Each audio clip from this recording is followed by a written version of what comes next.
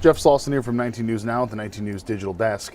The storms last week causing issues for many people in the city of Cleveland, and Ward 7 was no different, with people still in parts potentially just getting their power back on. I spoke with Ward 7's Councilwoman about the changes that they're hoping are done within the city of Cleveland in the future in order to make sure that something like this never happens again, or if it does, that the city responds better. And here's our conversation. So when we think about the impact of the severe storms and tornado, it definitely caught people by surprise, right? So a lot of people were not prepared. And so from that, dealing with the multiple days of being with power outage, dealing with the aftermath, a lot of the property damage due to trees and debris, sidewalks being displaced, those types of things, people really are reeling with. Literally, I think we still have a couple of residents still without power. And so the overwhelming majority, it has been resolved. But these types of things, this is what Ward 7 has been experiencing. So what needs to change in the future? I know for us here at the station, it was a crazy couple of days where we were constantly trying to prepare people and let people know. But as you said, many people were still very unaware and unprepared for it. So what needs to change in order for people to not only feel safe before, but during and after as well? There are a couple of things that, I believe would help the city of Cleveland be in a better position. First, our communication strategies. We at the city of Cleveland have to be in a much stronger position to communicate before, during, and after. I think there were some disconnects, not only with power utilities, but even just how can people get support, or if you needed help, how you could get that. And it has to be done in a multitude of ways. When your power is out, you can't just go on a website, right? So we have to utilize the things of regular phones, phone robocalls, text messages, to be able to get the word out. From there, we need communication between agencies, and this is agencies within or departments within City Hall and without, when we talk about our other government partners from the county, state, and federal government, and then many of our rescue kind of nonprofit and philanthropic organizations, really being able to coordinate, assessing damage, being able to readily get resources and connect people to help and support as it is happening and as it is identified.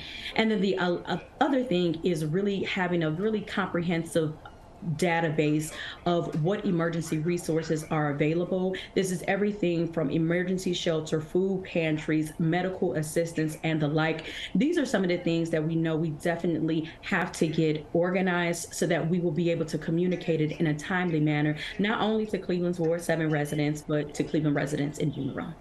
Yeah, I feel like the organization, as you mentioned, is important. Not only having the resources, but knowing how to access them and access them quickly, because these are disasters for a reason. They don't happen as planned. They very clearly come out of nowhere. How would you grade the city's response, particularly for your constituents and for your ward, from this past storm? And has that really shaped at least your thinking as to the changes that you just mentioned? Well, I will say I will not give out grades because I'm not an emergency preparedness expert. What I can say, though, is that this is an opportunity, right? So, as a result of this crisis that has happened, one of the things that we are doing in Ward 7 is we're actually doing a survey, specifically really trying to get an idea of who was actually impacted by the storm, as well as really trying to get their insights. I think there are a lot of lessons to be learned that can better prepare us in the future so that we can be prepared. One of the things that I think most of us understand that this occurrence, while we were not prepared, many times we can realize due to climate change that these things are going to happen again, unfortunately, and hopefully we will be better prepared and able to not only service residents, but our businesses and general community stakeholders.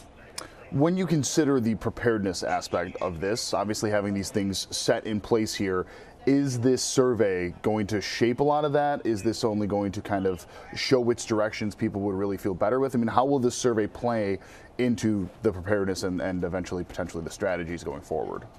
The way that I see it working with my colleagues in Cleveland City Council is that it will be a part of getting input. You have to get input in a variety of different ways. And so for those who are technologically savvy or inclined to leave a message, they will be able to share that with us. But hopefully this will be an ongoing opportunity for those impacted and those who may be indirectly impacted by the storm to help us work in better partnership, right? That is the goal. When crisis strikes, it's not just one person's responsibility. It's not one government entity's responsibility. It's the collection of all of us, right? And so it's by listening and putting everyone's voice in it, where you can get more buy-in and have more real, I would say, people willing to step up and say, you know what, I see the value, I'm listened to, and I can be a real partner and responding to disasters as they happen.